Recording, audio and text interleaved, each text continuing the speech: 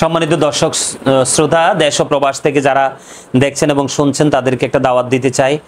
আমরা গাজী ফাউন্ডেশনের পক্ষ থেকে আমরা দীর্ঘদিন ধরে অনেক উন্নয়নমূলক কাজ, সামাজিক উন্নয়নমূলক কাজ আমরা করে আসছি। তো আমরা এই বন্যা কবলিত মানুষের জন্য আমরা আমাদের সাধ্য অনুযায়ী আমরা মানুষের পাশে দাঁড়ানোর চেষ্টা করতেছি। এখন আমরা বড় আকারে একটা প্রস্তুতি নিচ্ছি, আপনাদেরকে দাওয়াতটা দিতে চাই। আমরা বড় আকারে একটা প্রস্তুতি নিচ্ছি। আমরা একটা সিদ্ধান্ত নিয়েছি, এখন অলরেডি আমি পরিপূর্ণ প্রস্তুতি নিয়েছি। আমার সদস্যদের সাথে আমি আলাপ আলোচনা করেছি, প্রস্তুতি নিয়েছি। এখন তো বানবাসী মানুষের জন্য অনেক জায়গায় পানি শুকিয়ে গেছে, উঁচু জায়গা থেকে পানি নিচে নেমে গেছে।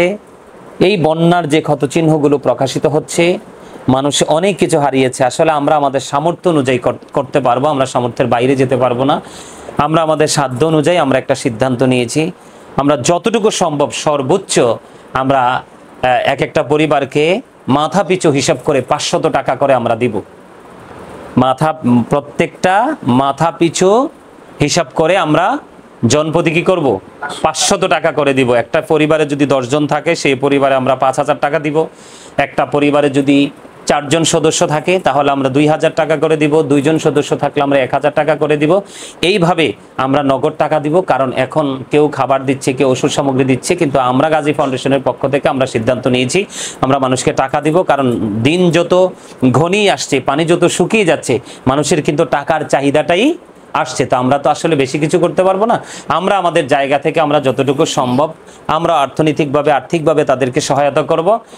আপনারা যারা চান যে গাজী অল্প কিছু টাকা আছে, আপনার একা যে দিতে পারবো না, আপনারা চাইলে অল্প অর্থ যদি থাকে, আপনারা গাজী ফাউন্ডেশনের মাধ্যমে আপনারা যুক্ত হয়ে গাজী ফাউন্ডেশনের মাধ্যমে আমাদের সাথে যুক্ত হতে পারেন। অল্প যদি, বেশি হইলে নিজ উদ্যোগে নিজে গিয়ে দিতে পারেন, আমার কোনো আপত্তি নেই। তবে যে যার জায়গা থেকে শেষ সময় পর্যন্ত আমরা এই বানবাসী মানুষের পাশে থাকতে চাই, আমরা বন্যা কবলিত মানুষের পাশে থাকতে চাই, অসহায় মানুষের পাশে থাকতে চাই। আমাদের জন্য দোয়া করবেন। এই গাজী ফাউন্ডেশন যেন সব সময় দুস্থ অসহায় মানুষের পাশে সব সময় দাঁড়াতে পারে, সামর্থ্য অনুযায়ী সামর্থ্য নিয়ে। আল্লাহ যেন আমাদেরকে তৌফিক দান করে। গাজী ফাউন্ডেশনের জন্য দোয়া করবেন। এই ফাউন্ডেশনের পক্ষ থেকে আমরা সারা জীবন আমরা কাজ করে যেতে চাই। বিশেষ করে আরেকটা তথ্য আমি দিতে চাই আপনাদেরকে। আমার কাছে অলরেডি একটা তথ্য আসছে যে একটা ছেলে দাখিল পরীক্ষা দিবে সামনে 2025 সালে, সে দাখিল পরীক্ষা দিবে, কিন্তু তার পরিবার একেবারেই অর্থনৈতিকভাবে সচল না, লেখাপড়া করাইতে হিমশিম খাচ্ছে, কিতাব কিনতে পারতেছে না। তো আমরা গাজী ফাউন্ডেশনের পক্ষ থেকে আমরা সিদ্ধান্ত নিয়েছি, ওই ছেলেটার যতগুলো কিতাব এখনো পর্যন্ত বাকি রয়েছে, হয়তো আমি আজকে কালকের মধ্যেই আমি তার পুরো কিতাবগুলো করে দিব, তাকে কিনে দিব। এইভাবে আমরা ধর্মীয় কাজ, সামাজিক উন্নয়নমূলক কাজ, দরিদ্র মানুষের পাশে আমরা অল টাইম থাকার চেষ্টা করব।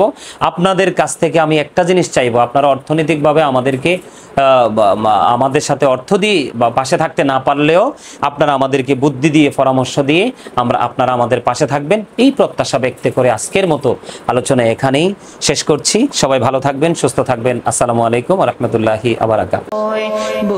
তোমার ভোর জনম জনমকে দিও, তোমার হবে না মাসুল। জুলুম যারা করলা বন্ধু, হারাইলা দুকুল। জনম জনমকে দিও, তোমার হবে না মাসুল।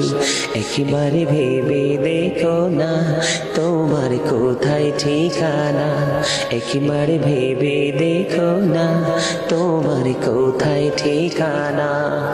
এখনো তো আছে সময়, এখনো তো আছে সময়, বুঝো তোমার ভুল। জনম জনমকে দিও, তোমার হবে না মাসুল।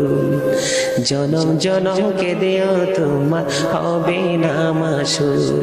হৃদয় থেকে বলছি বন্ধু, চলে এসো ফিরে। দুঃখ তোমার চারিপাশে রেখেছে যে ঘিরে, হৃদয় থেকে বলছি বন্ধু, চলে এসো ফিরে। দুঃখ তোমার চারিপাশে রেখেছে যে ঘিরে, তোমার আসল ঠিকানা বন্ধু ভুলে যেও না, তোমার আসল ঠিকানা বন্ধু ভুলে যেও না। ক্ষমা যদি না পাও বন্ধু, পাবি না তো কুল। জনম জনমকেরে কত ঢেউ চলে যায়, আসে না তো ফিরে। কি লাভ হবে আমি অন্যজনকে দোষে, সব পেয়েছি আমি আমার আপন কর্ম দোষে। এই অন্যজনকে দোষে সব পেয়েছি আমি আমার আপন কর্ম দোষে। গোটা পৃথিবীর উপর আল্লাহ রাব্বুল আলামিন রাগান্বিত। একদিক দিয়ে আগুনে পড়ে যাচ্ছে, আরেক দিক দিয়ে বানের জলে ভেসে যাচ্ছে।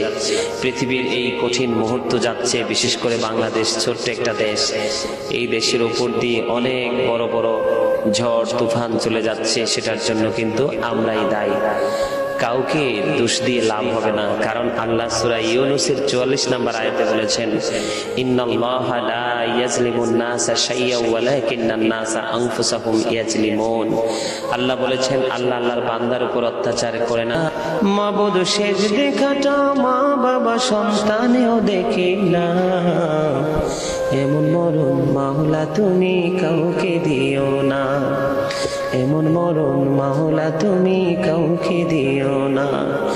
মাবুদ শেষ দেখাটা মা বাবা সন্তানেও দেখে না, এমন মরণ মাওলা তুমি কাউকে দিও না।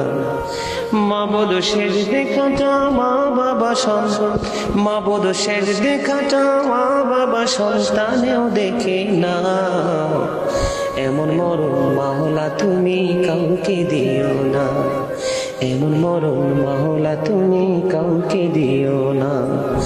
মাবুদ শেষ দেখাটা মা বাবা সন্তানেও দেখে না, এমন মরণ মাওলা তুমি কাউকে দিও না।